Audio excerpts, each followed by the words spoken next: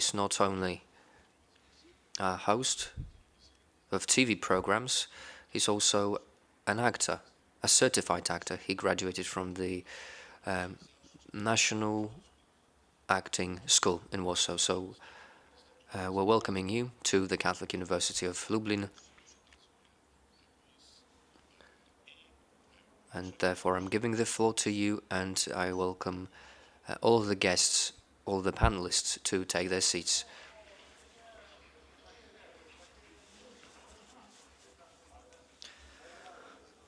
So thank you very much for those kind words. I'm very happy I'm here today at the Catholic University of Lublin. It's been my first time, and I'm happy to finally be here in this legendary, really, establishment. So we're beginning very interesting panel, Churches of Trimerium between Resistance and Conformism. This wording, this way of putting it, the resistance and conformism is characteristics of all societies, all nation states that ended up in the Soviet zone of influence in the Eastern Bloc after the Second World War. Because people realized that in the face of Soviet domination, it wasn't possible to win back your independence quickly. The march towards freedom was a long and steady one. There was a slowly crumbling of the walls and saving everything that was to be saved on the field of science, education, and religion as well. I'd like to welcome the panelists. These are really prominent personas. Professor Ivana Machačková from the Czech Republic. Please, Professor, take your seat. A biologist. So please kindly take your seat. Biologist and theologian after Protestant faculty of Karol's University in Prague, organizer of retreats and spiritual guardian of students. And she is member of Husitic Czech church, and in his parish she is member of the Council of the Elderly. With us also is Dr. Oleg Turi. Please take your seat, pro-rector of Ukrainian Catholic University in Lviv, as well as visiting professor in universities in Lublin, Innsbruck, and Notre Dame. His academic work focused on the history of Galicia in the 19th century and the history of Greek Catholic Church in the time of communist persecution.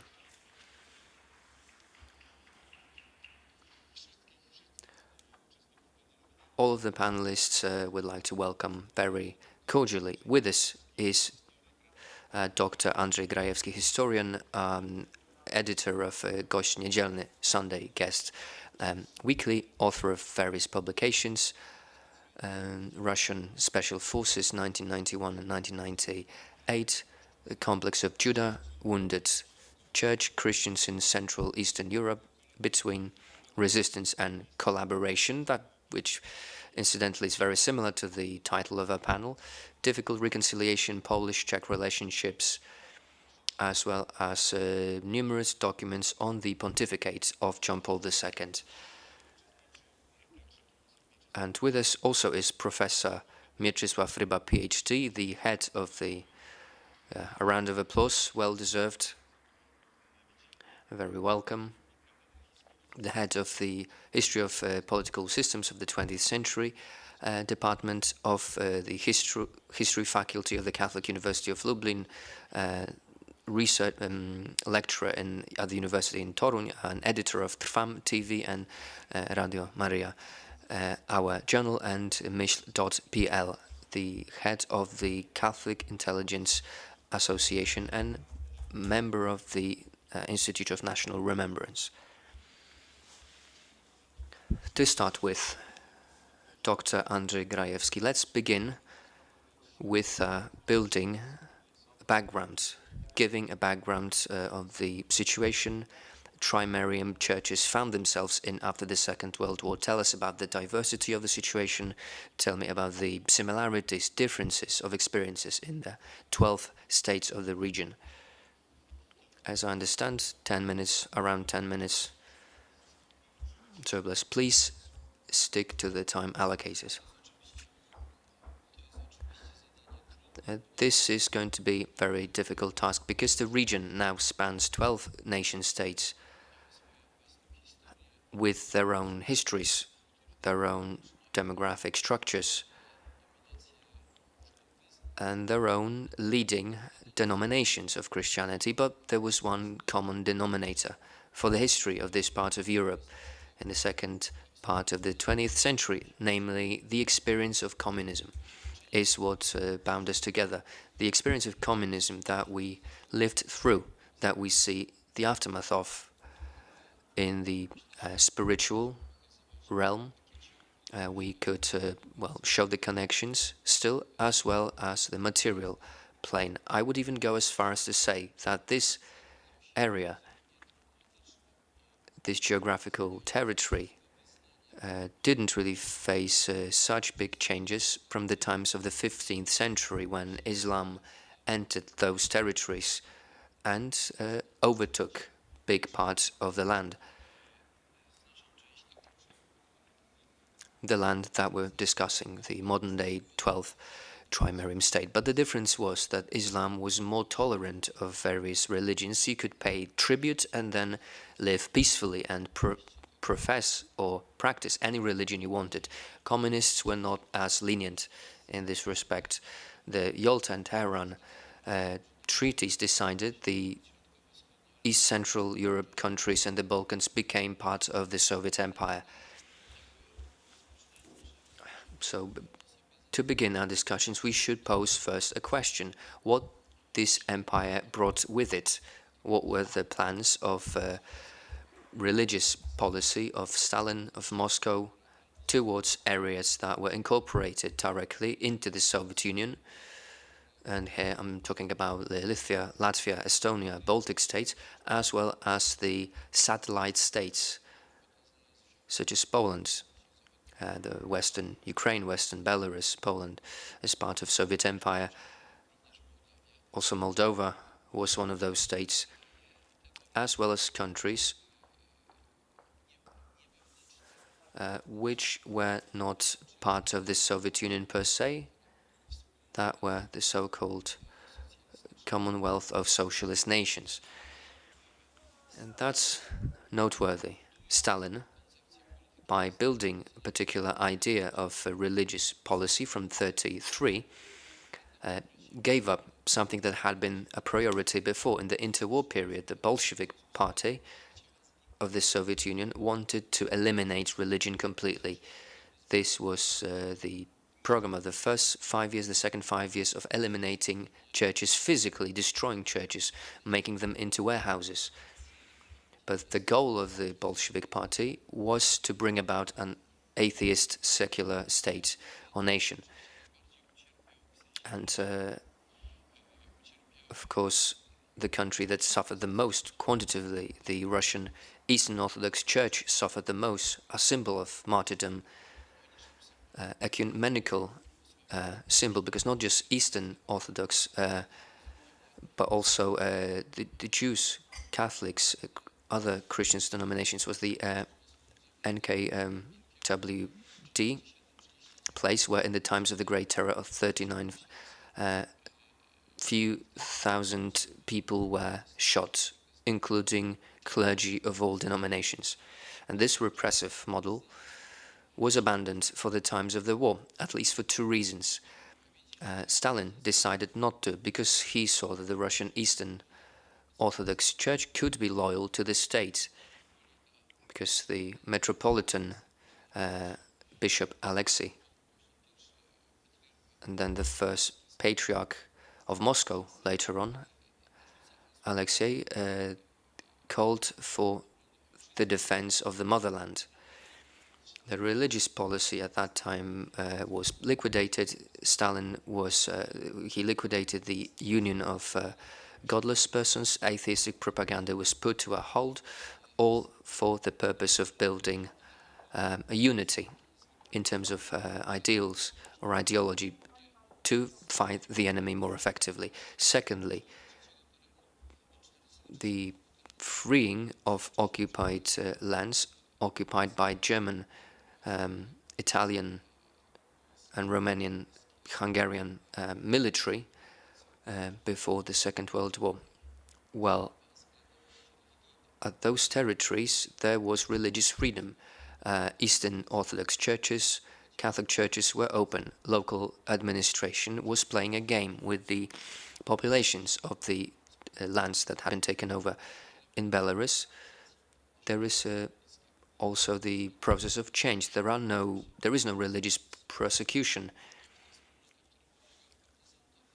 There was, of course, an attack on guerrilla fighters, but this wasn't an all-encompassing nationwide policy. Stalin understood that he didn't want to close down and demolish Eastern Orthodox churches and sent the clergy, church officials, to gulags or to shot them, and this is where he came up with the idea of the top-down control, which brings us to the two elements, resistance and conformism. And Stalin went for conformism, and he invited all the metropolitans, clergy that he hadn't killed before, and built structures that then were made into Moscow Patriarchate. Eastern Church that was completely loyal to Stalin, and not just that. This was the church that played a role in Stalin's imperial endeavors. The Russian Eastern Orthodox Church became part of Soviet reality, and that was the reason why Stalin and the Soviet authorities didn't want to destroy church completely. They wanted to make it conform to their rule. They wanted priests to be loyal to the line of the party. This is what Primate Wyszyński said in a conversation with Bierut after Bierut talked with Stalin, complaining about the situation in Poland in terms of religion. They talked about how Wyszyński was impossible to be tamed. He was a free agent and therefore such a big threat to the communist rule in Poland. Bierut told Stalin, "I will lock him up." Stalin said, "Listen, anybody could lock somebody up in prison. The idea is not to lock up Primate Wyszyński. The idea is to have your own primate." This was at the heart of Stalin's policy, beginning with 1945. Not destroying the church, which did happen to an extent. The idea was to have hierarchs, clergy loyal to the Communist Party. That would do in the spiritual realm what we do socially and economically at the same time. So this was a condition for us to understand what came later. For this Stalin project to work out on the territories that joined the Soviet Union, that were annexed to the Soviet Union, there was one big obstacle. Eastern Catholic Church, Greek Catholic Church, that was strong in Ukraine, in Romania, and in Slovakia. The first offering, or the first sacrifice of Stalin's policy, and there was no other way around it, you were either faithful to the Pope, to your church, or you were invited or forced to join the Eastern Orthodox Church, and if you didn't want to agree to neither of those, you ended up in a wagr, or in a gulag. This was a tragic challenge the Greek Catholic Church had to face. This church had no reason to exist, and sadly we saw a liquidation, gradual liquidation of this church. At the pseudo-synod in Eastern Galicia and Lviv in 1949, in Mukachev, in the Carpathian Rus, 48 in Romania, and in the year 1950 in Prešov in Slovakia. The Eastern Catholic Church was liquidated. Faithful either entered the Eastern Orthodox Church, and part moved and part died. So there was no place for Greek Catholics, Eastern Catholics, and they suffered the biggest sacrifice. And a lot of these priests are now considered martyrs. What also played a big role were the post-war reconciliation.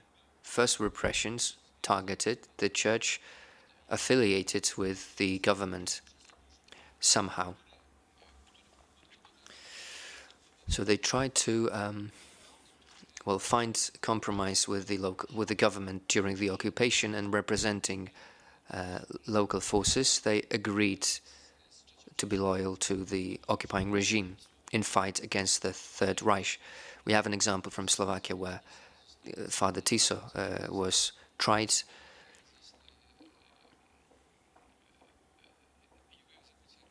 His execution is what we all remember. Also in 1945, two other important bishops were arrested. Jan Wojtaszak from Spiš, who was a member of the State Council, which was an adjacent body to the President of Slovakia, and Bishop Buzalka, who was a field bishop, was arrested briefly as well. So these are clearly the settling of score with the previous government. This came with mass arrests in Romania, Bulgaria,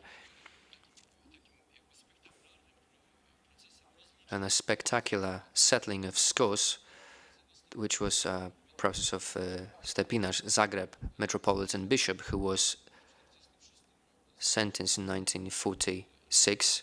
That was the first sentenced priest of the Catholic Church, sentenced for collaborating with fascist regime. There wasn't any collaboration to be spoken of, but the loyalty came into play, loyalty towards the occupant government.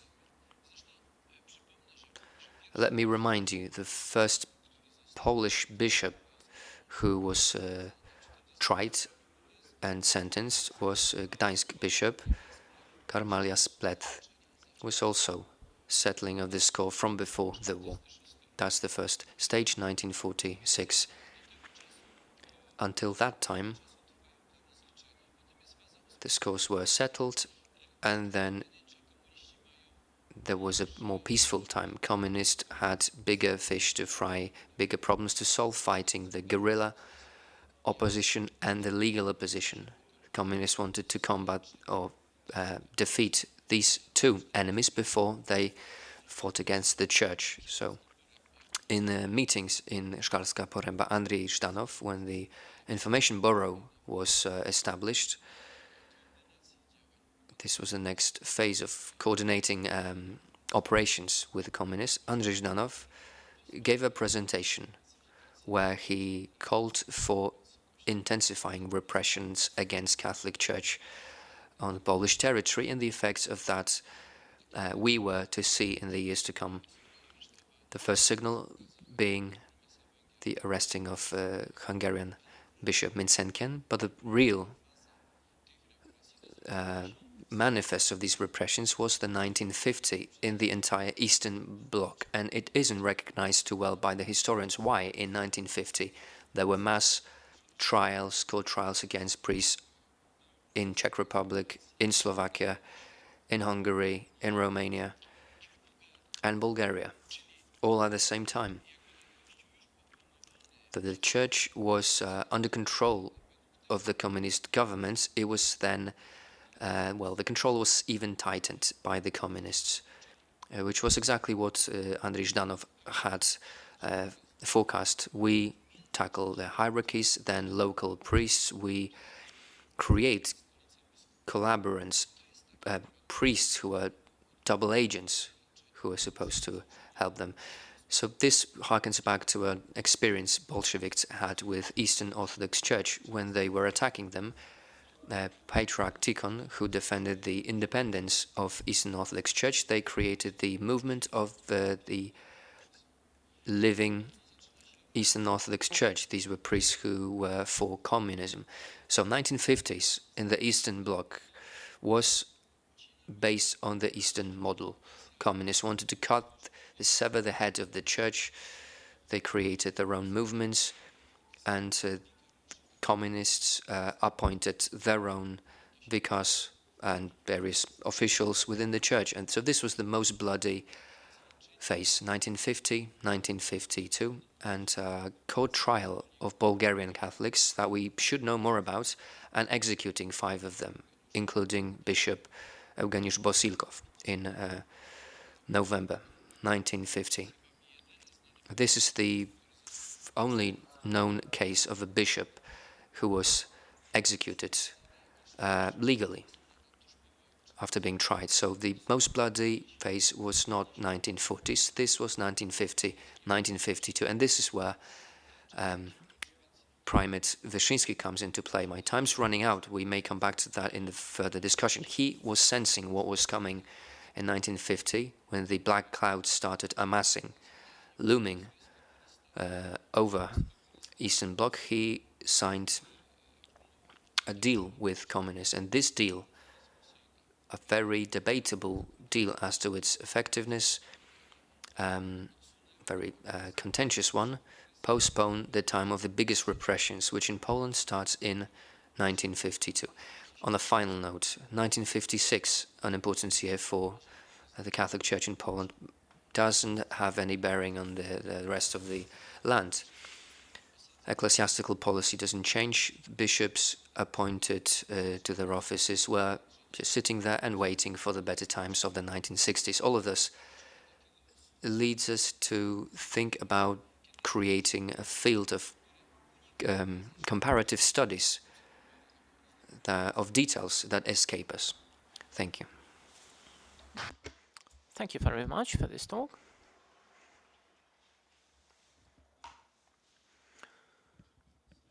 It was a very interesting and synthetic presentation on the countries of the Intermarium region, countries that share the same experiences with the Soviet authorities, subordinated to the Russian Orthodox Church. Now, after World War II, the church in Czechoslovakia was particularly brutally attacked. How did church in Czechoslovakia, how was the church able to actually counteract that oppression? Now, Professor Iwana Maćkova. Thank for the invitation to this Congress, which is very interesting for me. It's especially that it's devoted to youth. And you probably know that Czech Republic is considered to be one of the most atheistic countries. And really the recent censuses have shown a big drop in the number of people who say they are members or sympathizers of a Christian church. What is interesting that many people say that they believe in something above us. They are simply looking for some certainty, for some sort of spirituality, but there is a great lack of trust and lack of interest in the churches. And where is the reason? What is the role of the communist time? But first I would go to the deep history very shortly. There were some dramatic events in our history. You all know the name of Master Jan Hus and Hussite movement. This was one of them, which somehow changed the religious scene. Then there was the beginning of 17th century, where the Bohemian nobility inclined towards Protestantism, and it led to the battle at the White Mountain, and the Bohemian nobility was defeated, and it was followed by violent recatholization. And even in the Austro-Hungarian monarchy, the Catholic Church represented a major ally of the monarchy and forces of conservatism. So after the collapse of this monarchy, after the First World War and creation of the new independent state of Czechoslovakia, many people left the Roman Catholic Church, and many of them, about 1 million lay people and 300 priests, joined the newly founded national church, known as the Czechoslovak Church. Later on, it was renamed to Czechoslovak Hussite Church.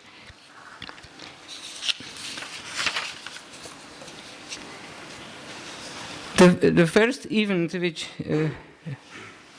influenced the situation after the Second World War was the expulsion of the German-speaking inhabitants from the border regions. It is known that this took place in a very brutal way, and we still not fully come to terms with the results. About 1 million of Christians and 2,000 ministers were expelled at the time. And the people who were settled in these border regions, they were mostly very poor, or these were adventurers who wanted to get rich there. And these people had only minimal interest in the church, and the church didn't have enough ministers and resources to carry out the systematic pastoral work there. And now we come to the communist time. It can be divided in our case to 3 periods. The periods before the Prague Spring, then the very short Prague Spring period, and then the period of normalization. The Roman Catholic Church, as the largest religious entity in the country, became the main enemy of the regime. In 47 and from 47 to 50, all the church property was nationalized, and usually allowed to fall into ruins. The government decided to smash the church from its center. Priests who cooperated with the regime gradually acquired positions where they influenced all church affairs. Archbishop Beran was interned, and several of his close assistants were imprisoned. In 1951, as it was already mentioned, that this was the period a series of trials of bishops began to take place. They were imprisoned or interned, and hundreds of priests were arrested. In some of these show trials, heavy prison sentences of more than 20 years were handed out. Many priests subsequently managed to carry out pastoral work secretly in prison. In this situation, Rome gave permission for priests to be trained and ordained in secret. In this way, part of the church moved into the illegal sphere, and what was known as the underground church took shape, which helped the church to survive the times of the greatest difficulties.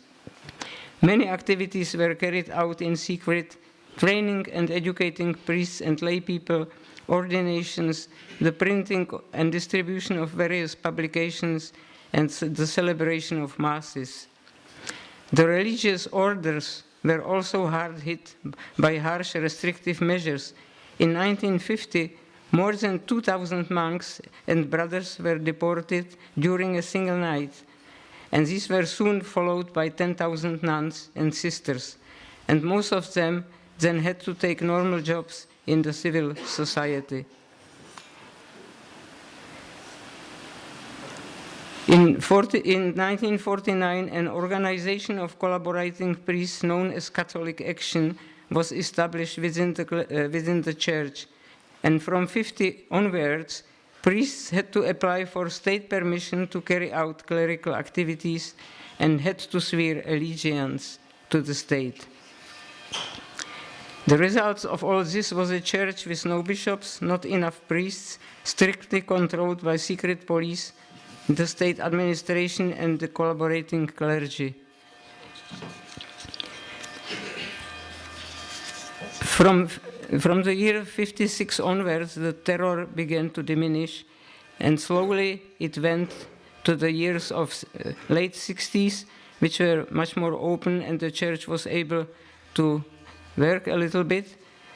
And then in the period of Prague Spring, there was a work of council renewal was established, and on the basis of the results of the Second Vatican Council, they managed substantially to reduce the influence of state bodies, and for a short time this organization managed to fulfill the aims of the council, combining the renewal of the church with the renewal of society.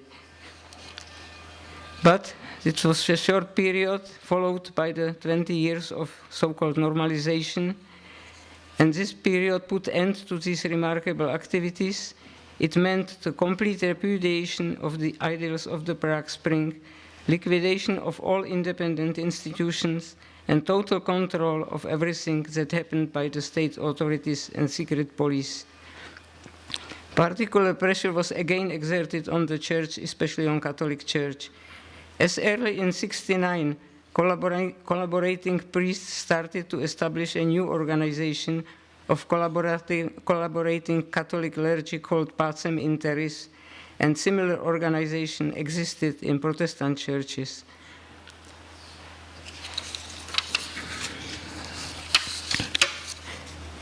In spite of this situation, the underground church still functioned and continued to teach, ordain, celebrate the Mass, and hold discussions in private apartments, and also publish some kinds of printed materials secretly.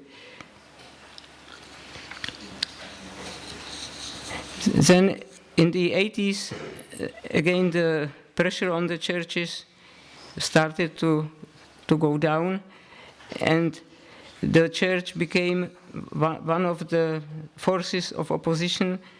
There were several religious meetings of hundreds of thousands of people, and it finally led to the Velvet Revolution and the fall of the communist regime in 1989. At the end of communist era, the structures of Catholic Church and other churches as well were seriously weakened.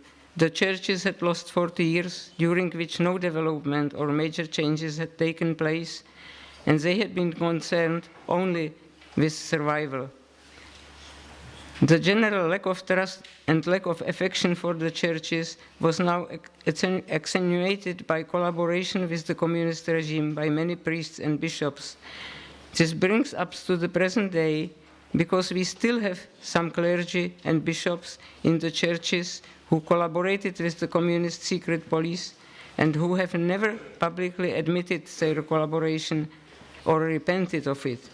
This naturally gives rise to lack of trust not only among people outside the church, but also among church members too. Moreover, the former underground church has not been recognized by the official church structures. Most of the priests of this church are married men, and even few women were ordained. This has become an unsurmountable obstacle in spite of the international regard for the activities of this church. After the year 1989, the churches experienced a short period in which they flourished.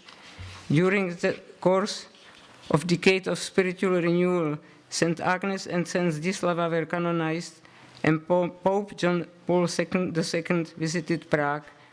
And of considerable significance, it was establishment of the International Commission to re-examine the life and teaching of Jan Hus, which eventually led John Paul II proclaiming Hus to have been a reformer of the church.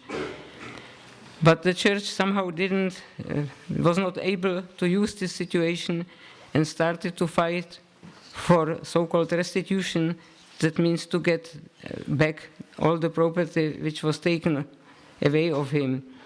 And this so-called restitution activity, it caused a very severe response from the public and from the newspapermen, and it was called such as greatest robbery in the history of the country, or 100 billion crown robbery, daylight robbery, and so on.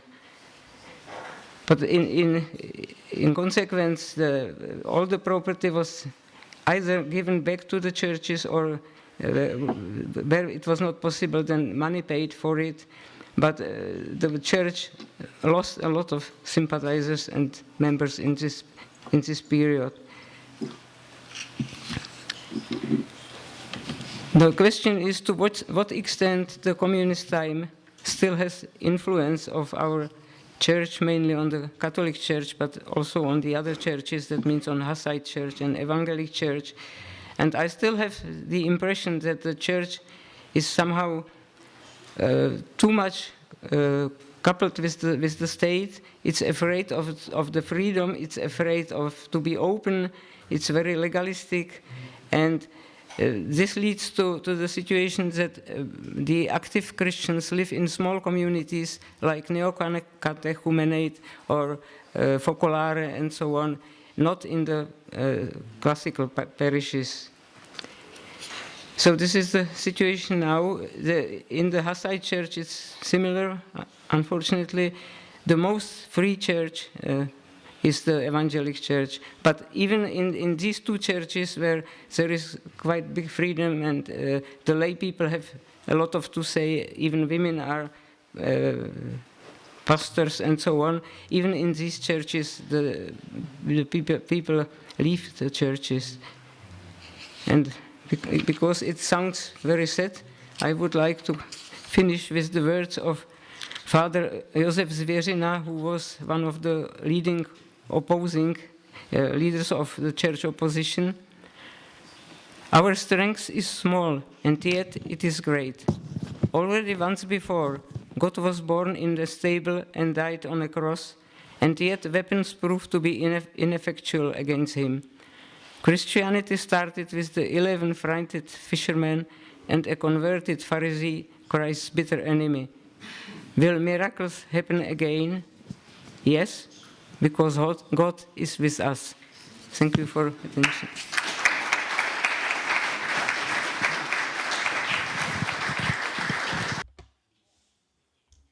So, thank you. Thank you, Professor. Thank you for telling us about how Roman Catholic Church in Czechoslovakia became public enemy number one in the times of communism. Thank you for telling us about the underground church that was, real, one-of-a-kind phenomenon. Church wanted to gain its independence, and it wasn't possible to, punish priests who had cooperated with the communist regime. Dr. Grajewski, in his speech, pointed to the fact that in particularly dire situation, the dire situation was something that the Eastern Church had to be able to cope with. There wasn't a place for it in the new reality. So Dr. Oleg Turin from Ukraine, the Greek Catholic Church is considered to be one of the founding building blocks of Ukrainian national identity. After the Second World War, when Ukrainian land was annexed to the Soviet Union, the church was liquidated. The priests and clergy were persecuted, and these were very bloody persecutions. Could you shed some light on it?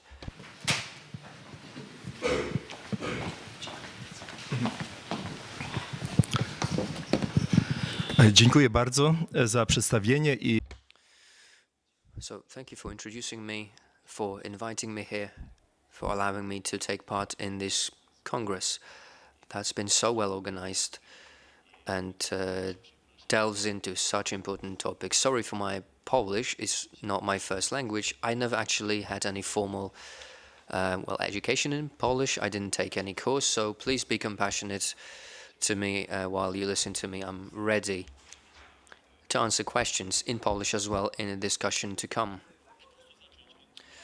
So I'll start with a question that was posed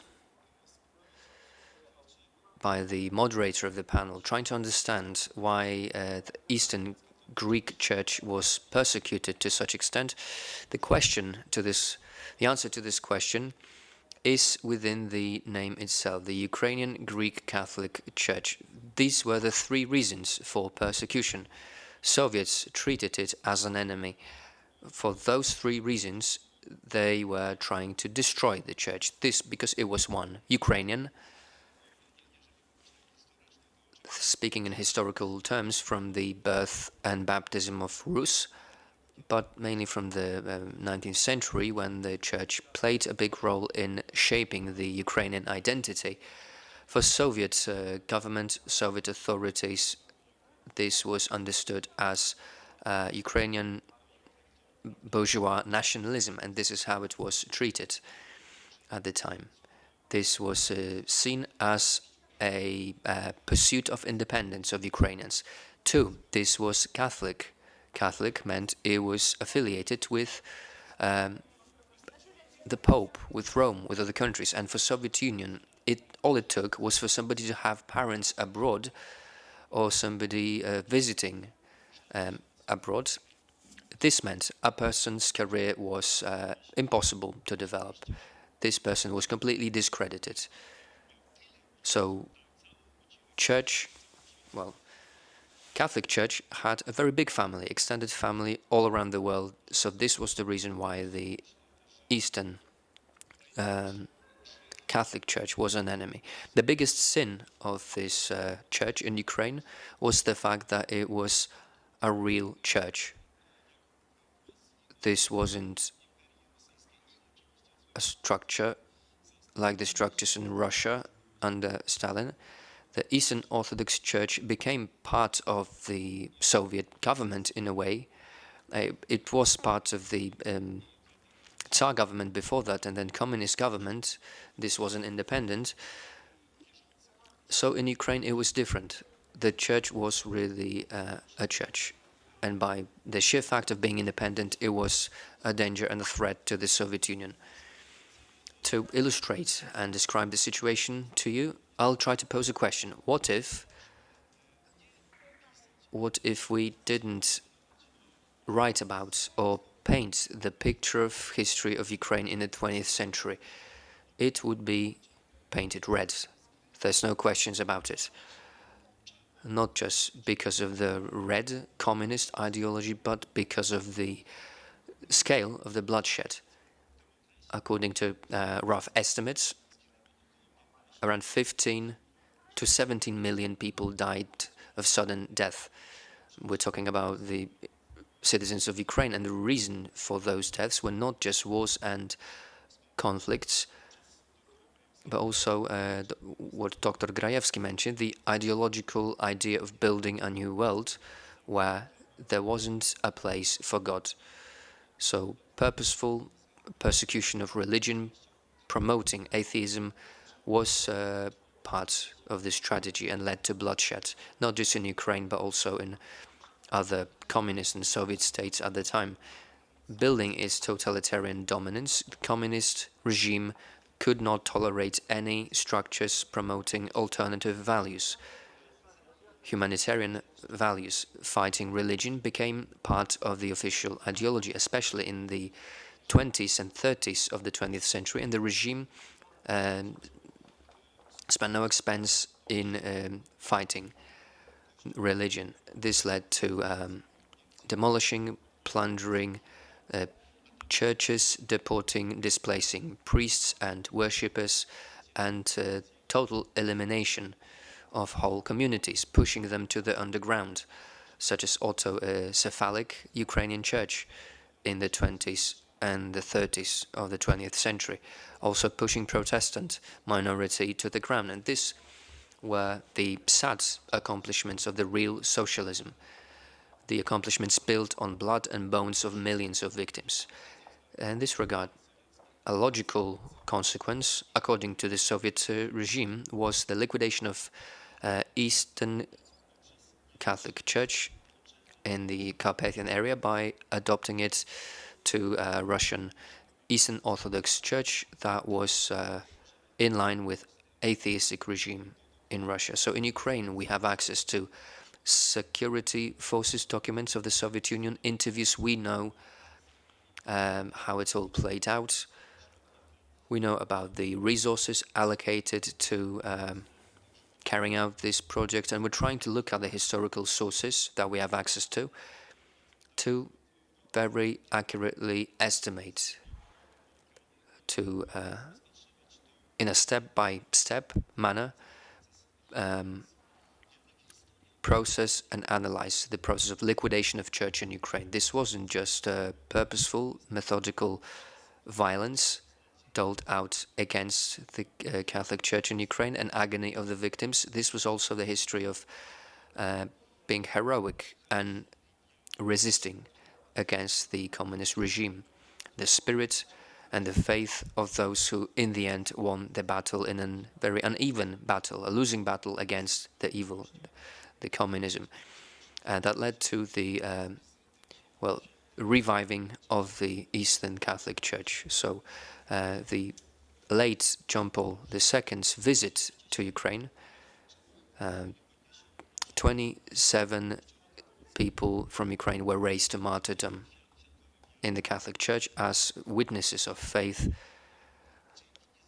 And thanks to the valor the faith of bishops and the known and less known witnesses of faith, the Eastern Catholic Church survived.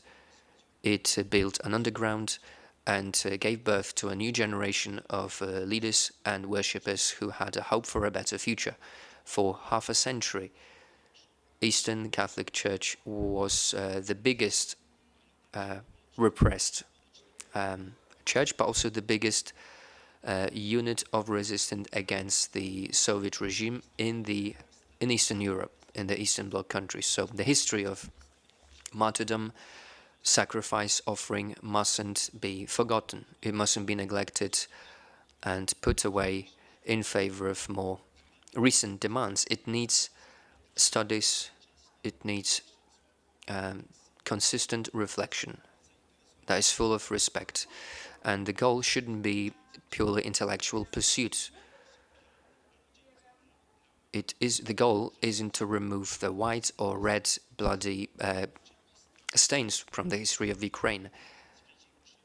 The history of resistance against the Soviets is important today to commemorate the nameless victims. We need it to draw conclusions and not pass judgment. That way, we will make sure that it won't happen again in the future, and the blood that was shed and the suffering that millions of people suffered, will be a source for a better future.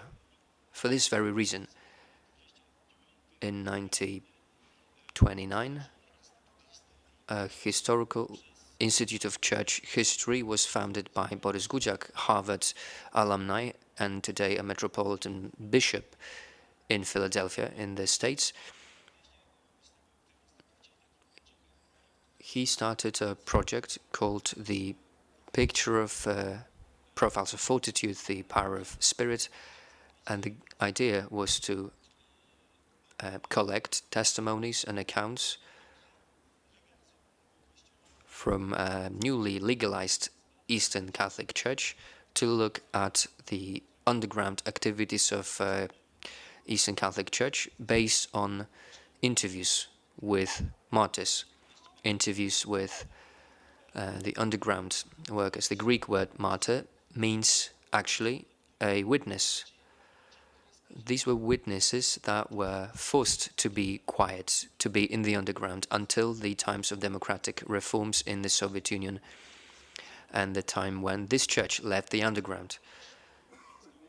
The history, the story of a typical Ukrainian martyr of that time is observed not just through internal documents showing how church was being destroyed. Is for us important to show a different perspective, to show why and how, what resources did the underground church have, where it got its people to survive through the time of the persecution. The Catholic University in its modern shape was a result of this project, because based on the work of the Institute of the History of Church in 1994, the new Theological Academy was opened, and after the visit of the Pope in 2002, this academy was transformed into a Catholic university. The history of martyrs is one of the pillars building the identity of this university. We found that meetings and talks with people learning their stories are important for the youth nowadays, because they help the youth shape their own life vision for their future. For the first 10 years of the operations of Theological Academy in Lviv, and now the Catholic University in Lviv, each student had to carry out, theology students, I mean, of course, theology department students were obliged to carry out an interview with people who were years before persecuted.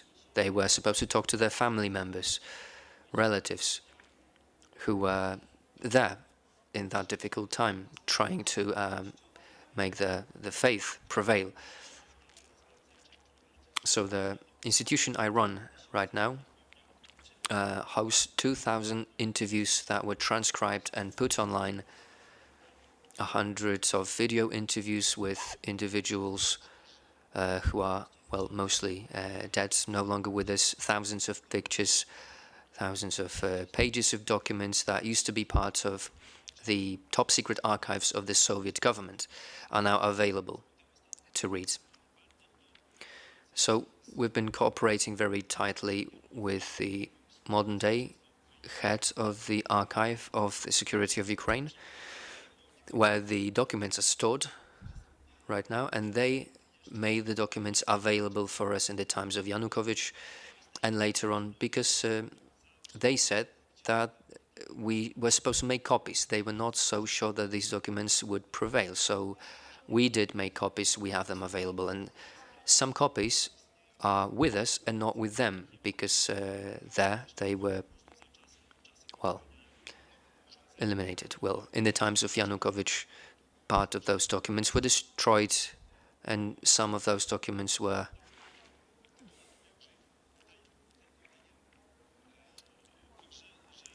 copies. And now what we see is we're very happy with that. We can use those documents. They're here with us, safe, stored in our archives. I'm glad we were able to make copies of them.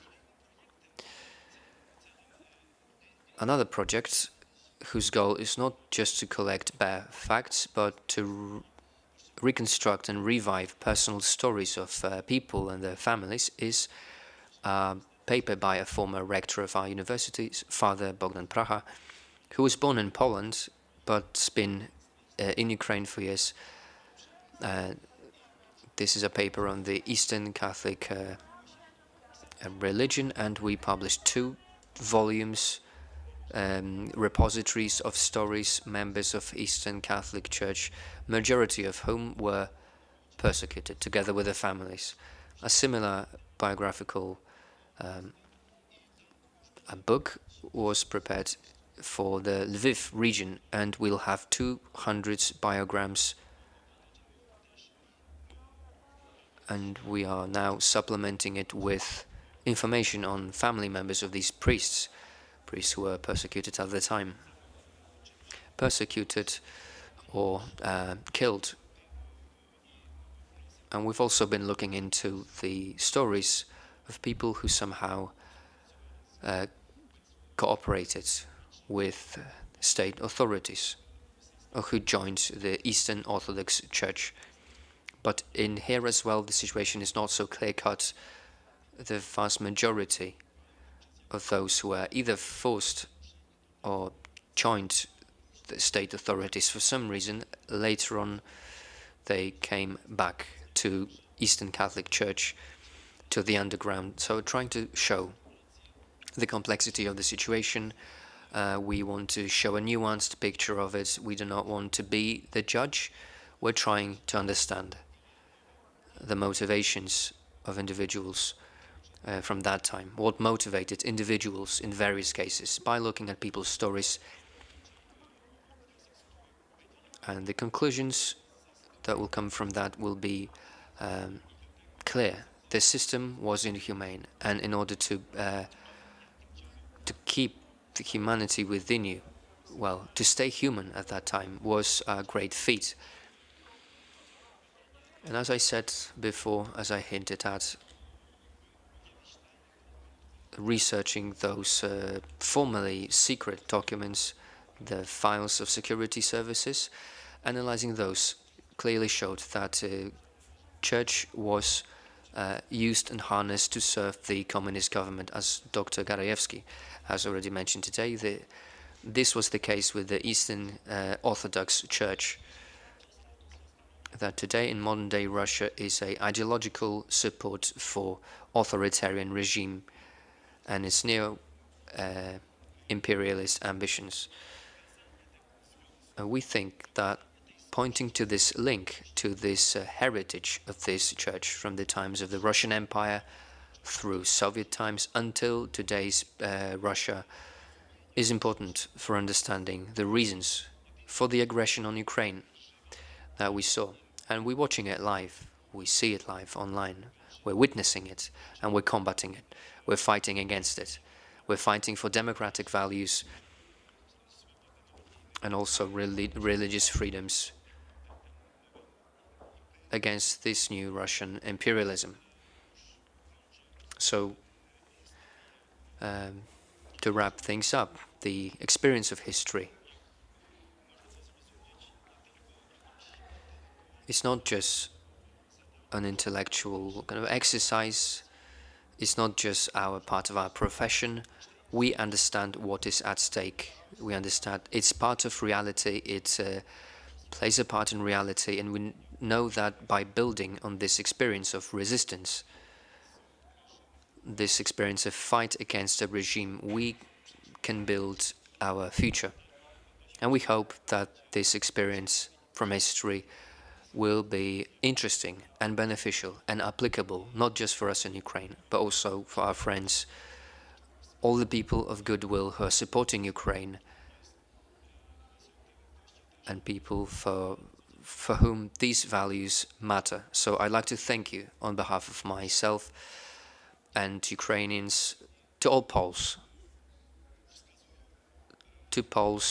who are showing the way, showing how to love thy neighbor. That is the second most important thing after love for God. Thank you. Bardzo dziękujemy panu doktorowi. I want additionally to offer the Father Deacon the results of our work.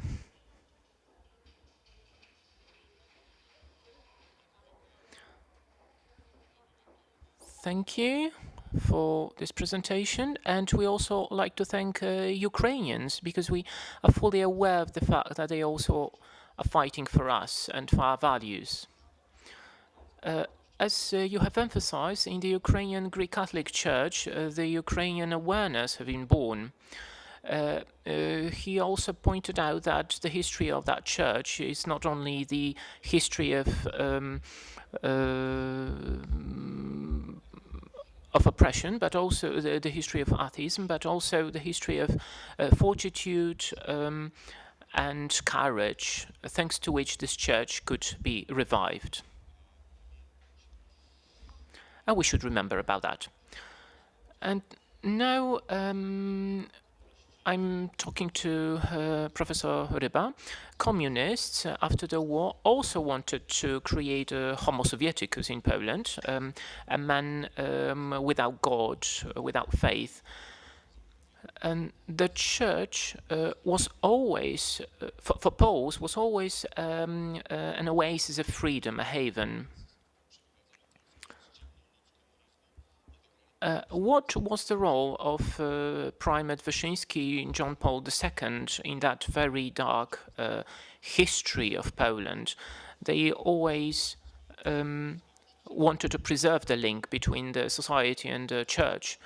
They protested against history without the church, or church without history.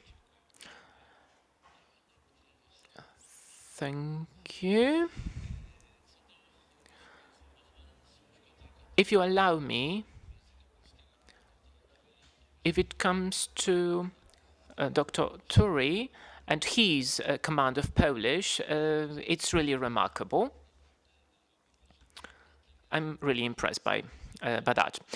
But concerning the main topic, as Dr. Turi pointed out, if it comes to the movement in Ukrainian identity, especially in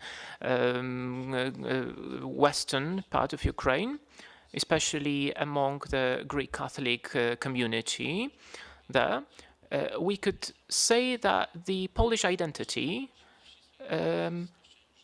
was shaped along with the identity of the Catholic Church. And it is certainly, this idea was cherished by Primate Wyszyński and John Paul II. When we think about Catholicism and the Polish identity, they were connected For long periods of history, this was pointed out by many theologians and bishops in our history. This was how identity was understood also by the clergy in the interwar period.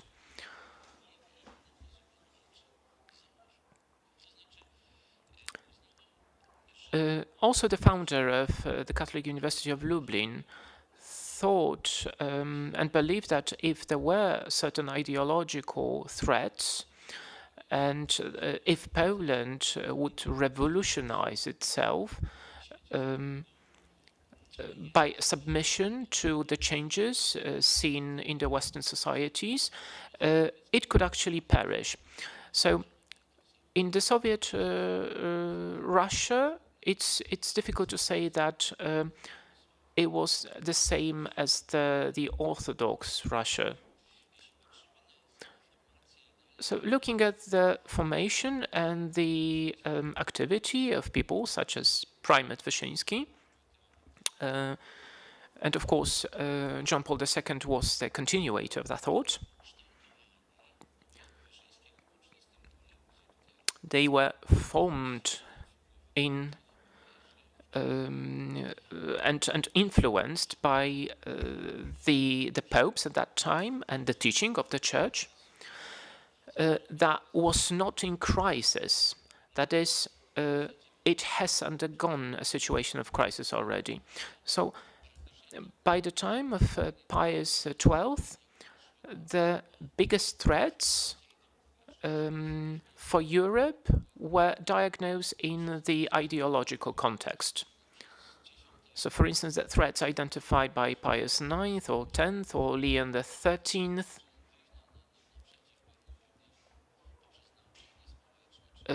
social teaching and the encyclical Rerum Novarum were the answer, or intellectual and organizational answer to those threats and to the crisis.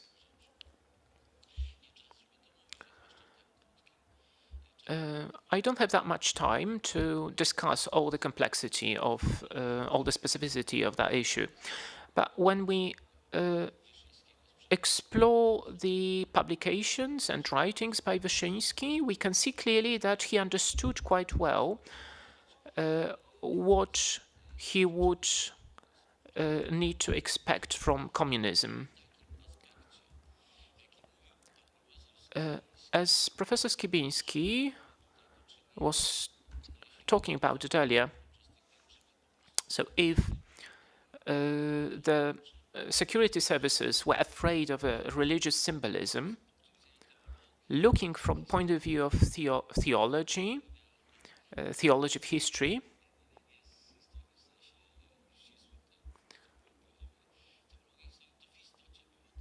it was actually a spiritual battle. Whether someone defined it or not, the fundamental fight and battle between different concepts of world, of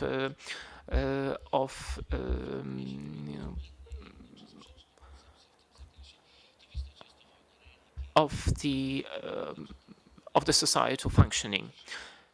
So it was something that concerned all the aspects of human life, including economic, social, and other perspectives, not just religious. Following Dr. Grajewski's ideas,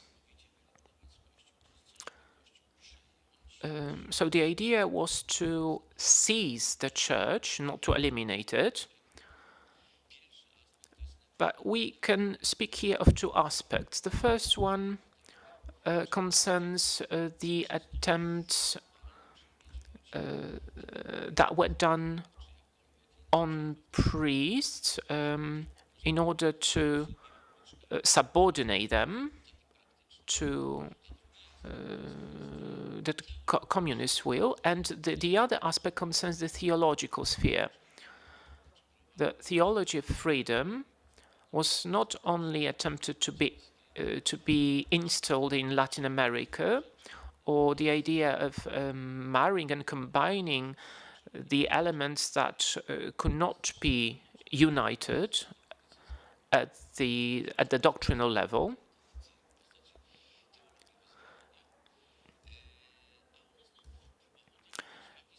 It was attempted here in Poland by Bolesław Piasecki. The Vatican tried to intervene in that. So the attempts at introducing heresy into the structure of the church, of the local church, and take it away from Rome in the formal sense, but also on the plane of the doctrine. These attempts were ongoing. In order to suppress that, people needed to understand the enemy. So we can say that Wyszyński understood that very well. So it was a tactical play on his part. There was an understanding signed between the state and the church, which was criticized, but it allowed the church to have some relief.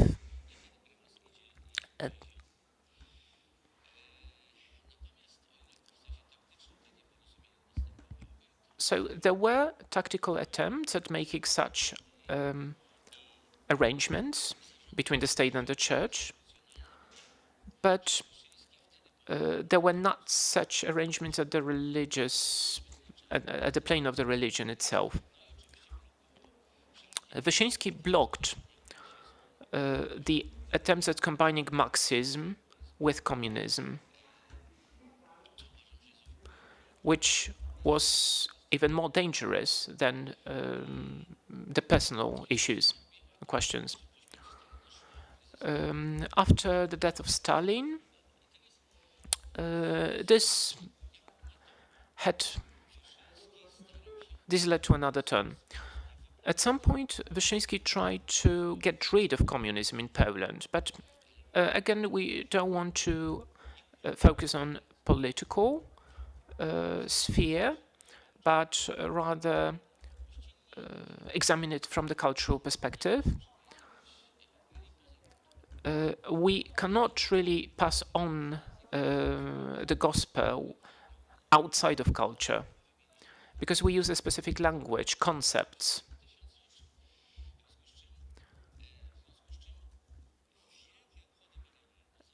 When we think about great celebration, millennial celebration that started in Jasna Góra, 300 years after Lviv celebration, which had very strong historical context.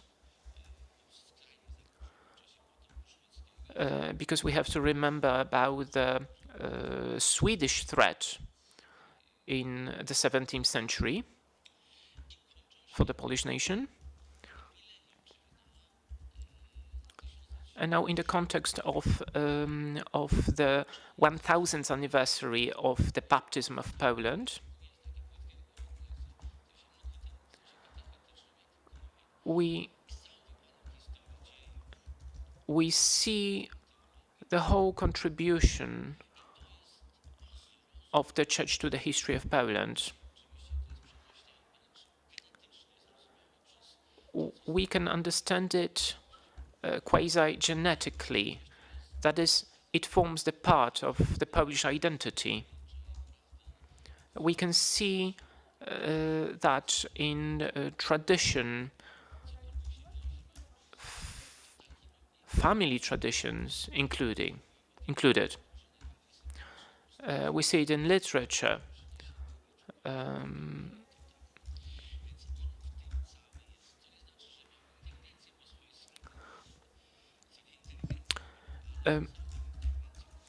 So certainly Wyszyński was part of this Polish intelligentsia.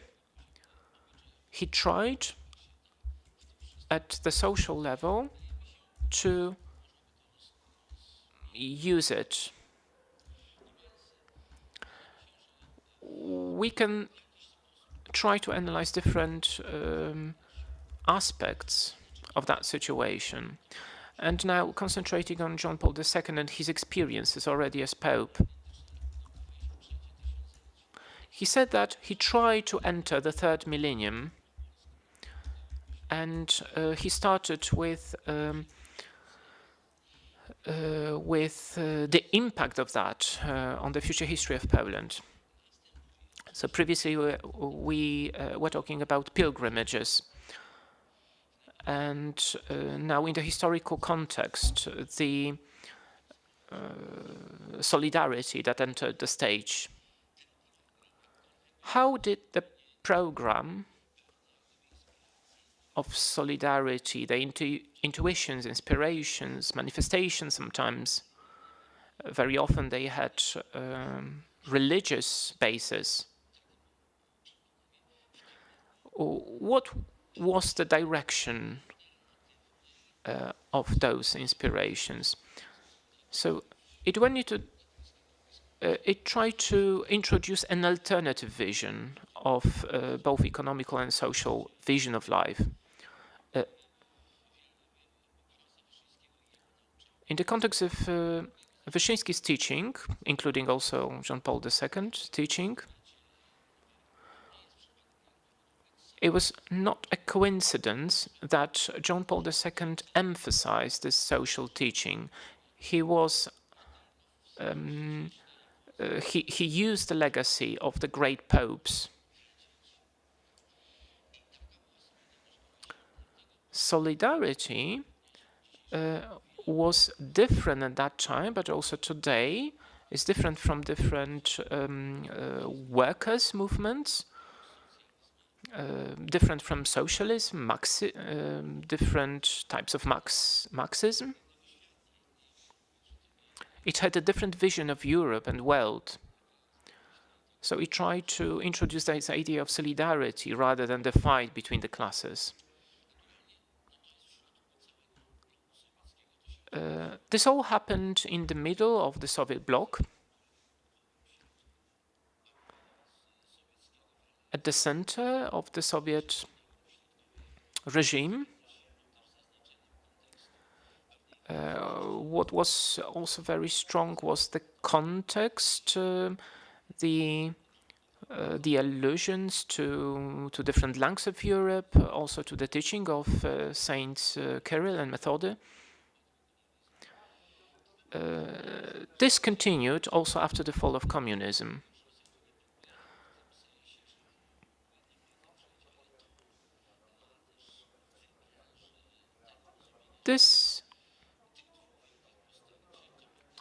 What was important in the context of those two great figures was important what would happen after the fall of communism. So those pilgrimages of John Paul II, even after the fall of communism, had the same idea in mind.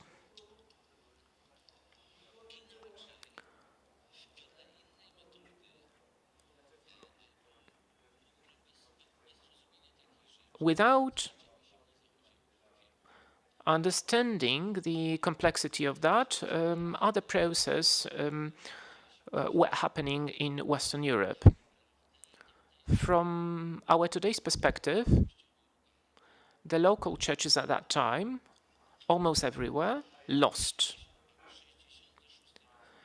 In Poland, in the 1966, we've got a great triumph of Polish church. And at the same time, in Europe, a great movement of laicization. So this is a cultural revolution. So there was a revolution in the Western Europe, and we had a Catholic counter-revolution, anti-revolution in Poland.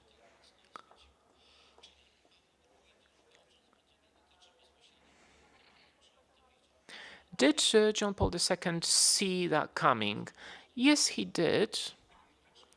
The most important historical figure a rhetorical figure, the fight between the civilization of life and death, concerned also neoliberalism, neo-Marxism, the vision of family life, the life of a marriage, the protection of life.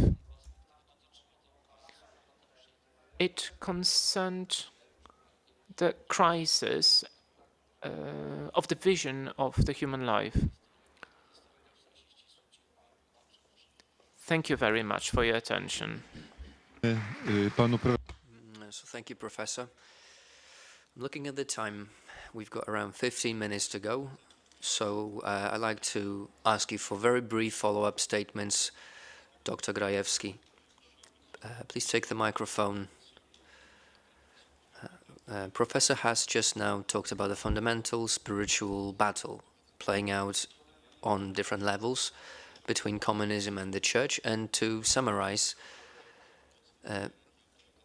why did the Polish authority was allowed to be strengthened in Poland, whereas it didn't pan out in other countries of the region? In which countries this battle was won, despite many sacrifices, and which countries was this battle lost?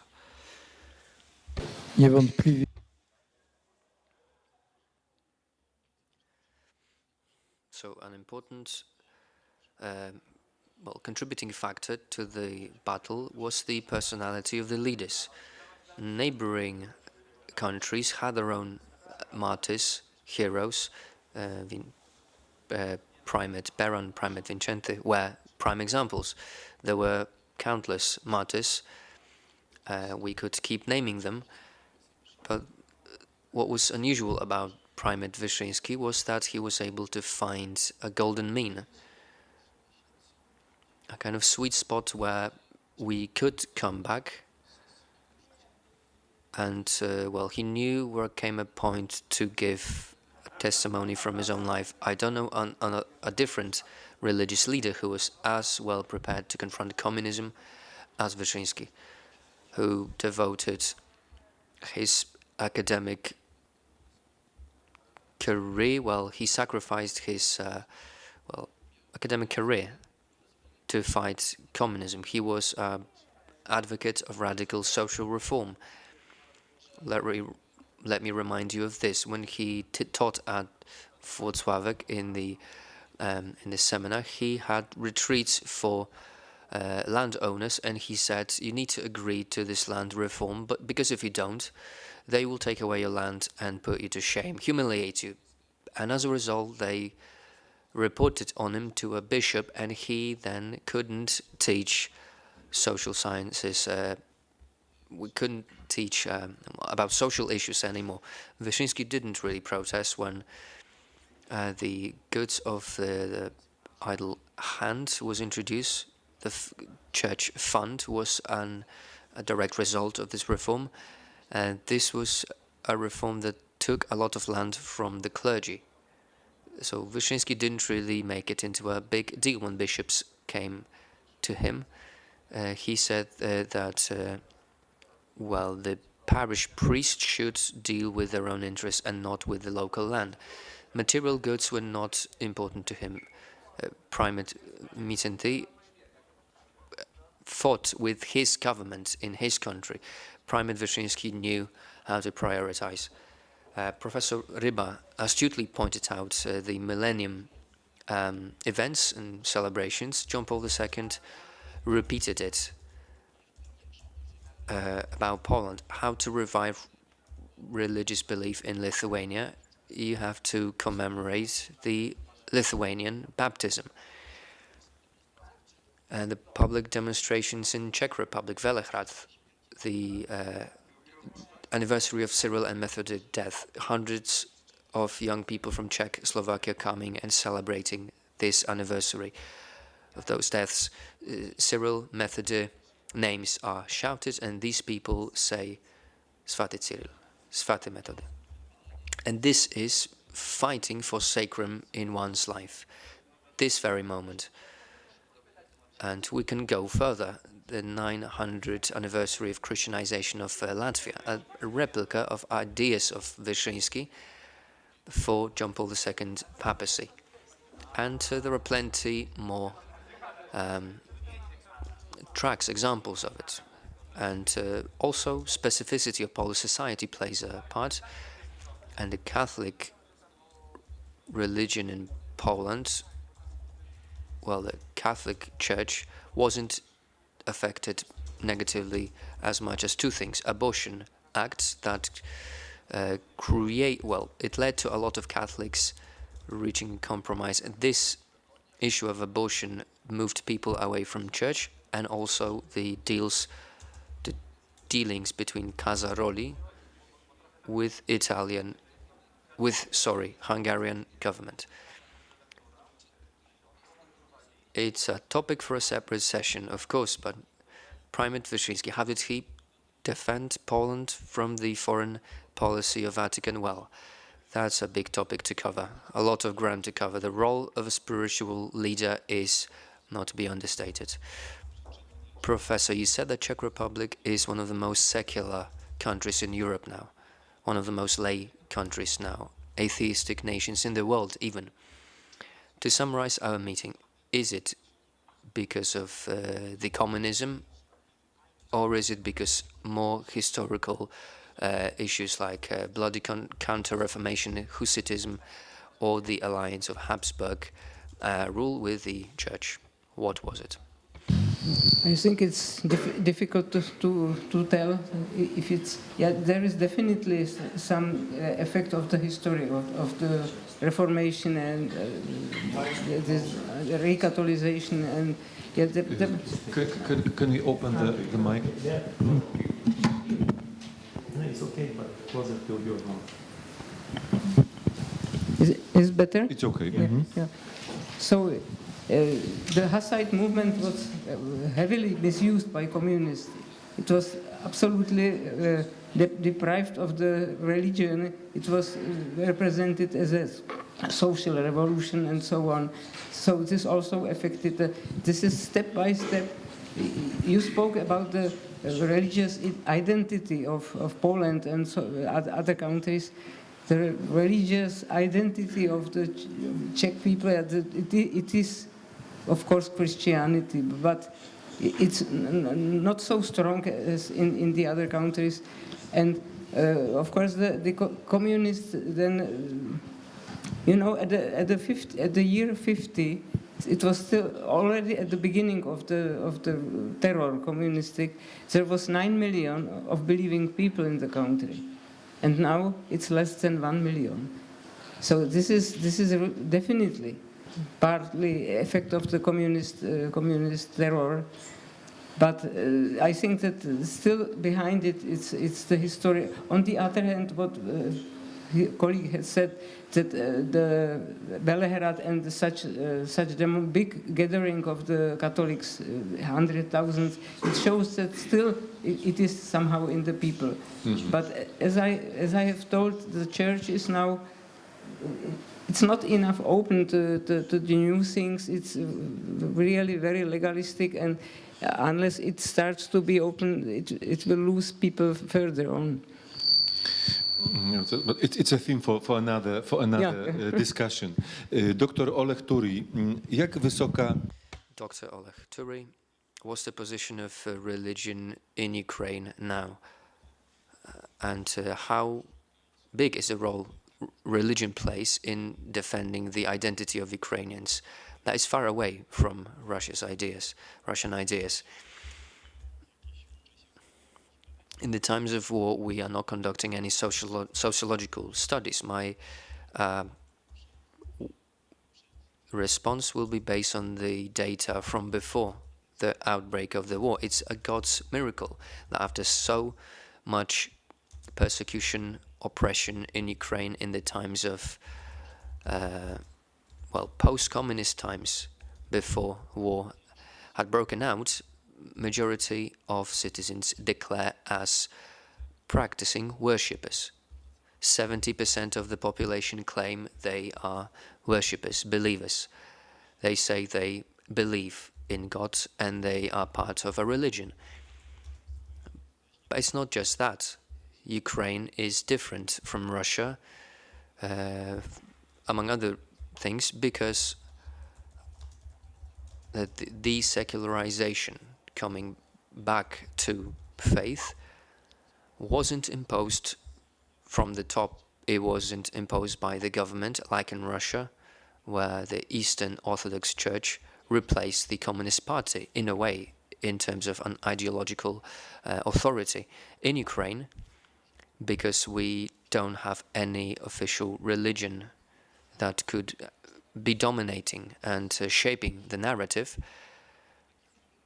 it's a kind of a free market of religion, and you may choose which denomination of Christianity to fall into. There are not just two Eastern churches, we have two Catholic churches, Latin and Eastern Catholic Church.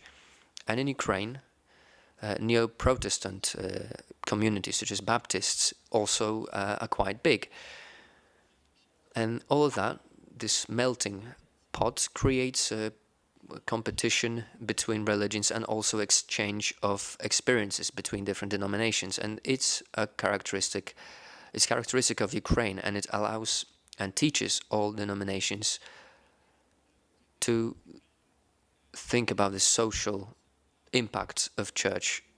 And because of that, there is no strict monopoly of one religion over the others in the country of Ukraine. Professor, you'll be charged with a task with summary. You talked about the theology of history of theology, and this is what your question is about. Father Professor Hrostovsky, Bible scholar, theologian, said this: communist and Nazi persecution resulted in the enormous suffering of believers, destruction of structures, and appropriation of land of church, but this revealed the identity grounded in the martyrdom and death of Jesus Christ. Have to look at the suffering of Christians in the perspective of uniting oneself with the offering of Christ. I'm not a theologian to answer a question like that, but it seems to me that it's being faithful to Christ. And if you are faithful to the gospel, at various points in history, you have to suffer. You make sacrifices. As the moderator has said before, there are no persecutions that will destroy the church. The only thing that has the power to destroy church is the church itself. We talked about betrayal, Christ being betrayed to be the case in point, but what may destroy or weaken the church would be compromise with the government. And Plato said that 7 years of hunger and persecution, everybody will survive, but 7 years of prosperity, nobody will be able to survive. And let's note this: what happened to Christianity in the West and why? It wasn't because of internal persecution, but auto-destruction, self-destruction. Wyszyński, Atalia would never let that happen. There was persecution, many failed, but because of figures like Wyszyński, the church was not able, it didn't fail. It won't fail unless it fails itself. So do you also see the future of church in your countries, in the trimarium states? A few sentences from each speakers. How do you view the future of church in your countries and in the trimarium region?